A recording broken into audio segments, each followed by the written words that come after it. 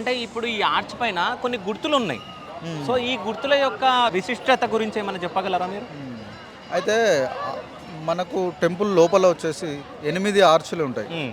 Main arch మనకు కమాన్ దగ్గర పెద్ద ఆర్చి ఉంటుంది, 50 ఫీట్ల ఆర్చి. హ్మ్. ఈ నార్మల్గా 8 ఆర్చీలు వచ్చేసి 8 గొట్లకు ఆదివాసీ సంస్కృతి దానికి 8 గొట్లు ఉంటాయి. ఆ 8 గొట్లకు ఒక్కొక్క ఆర్చికి ఒక్కొక్క సంస్కృతి, దానికి ఒక్కొక్క గొట్టుకు వారి వారి యొక్క చిహ్నాలు, వాళ్ళ యొక్క పక్షులు కానివ్వండి, వాళ్ళ యొక్క మొక్కుకునే తల్లి కానివ్వండి, ఓకే. వాళ్ళు మొక్కుకునే జింక కానివ్వండి, పులి కానివ్వండి, ఎద్దు కానివ్వండి, కొమ్ము కానివ్వండి, ఓకే. స్వస్తి ఉన్నాయి. ఇప్పుడు గుర్రం, నెమలి, హ్మ్. ఆ గుట్లకు సంబంధించిన గీతలు. ఓకే.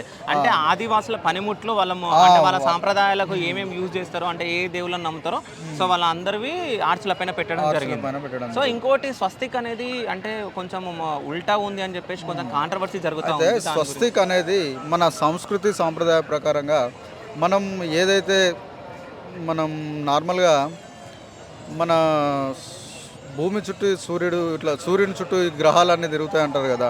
మనం వచ్చేసి ఇట్లా చుట్టూ మనం లెఫ్ట్ సైడ్ నుంచే తిరుగుతాం. ఏదైనా కానీ మనం లెఫ్ట్ సైడ్ నుంచే తిరుగుతాం. మనం వాటర్ తిప్పినా కానివ్వండి, అది కూడా మనం లెఫ్ట్ సైడ్ నుంచే. ఒక తీగ, ఒక చుక్కుడుకాయ తీగ కానీ, ఏదైనా అల్లి తీగ కానీ, ఏ తీగ అయినా కానీ మనం చుట్టూ తిరిగే చెట్టు కూడా, ఆ తీగ కూడా మనం లెఫ్ట్ సైడ్ నుంచి ఇట్లా తిరగడం జరుగుతుంది. ఓకే. దాని ప్రకారంగా ఆదివాసి సంస్కృతిగా మాకు చుక్కుడుగా చెట్టు కానివ్వండి, మనకు అల్లి చెట్టు కానివ్వండి, కొన్ని తీగలు బారే చెట్లు ఉంటాయి కదా. మీరు గమనించినట్టయితే అది లెఫ్ట్ నుంచి రైట్కి తిరుగుతుంటుంది. దాని సాంస్కృతిక పరంగానే మేము తీసుకోవడం జరిగింది. అంటే అది కాంట్రవర్సీ చేస్తున్నారు, అది కరెక్ట్ కాదండి. అది మా ఆదివాసీ సంస్కృతి పరంగానైతే మేము చెట్లని పుట్లని నమ్ముకొని ఉంటాం కాబట్టి మాకు అలానే ఉంటుందండి. ఓకే.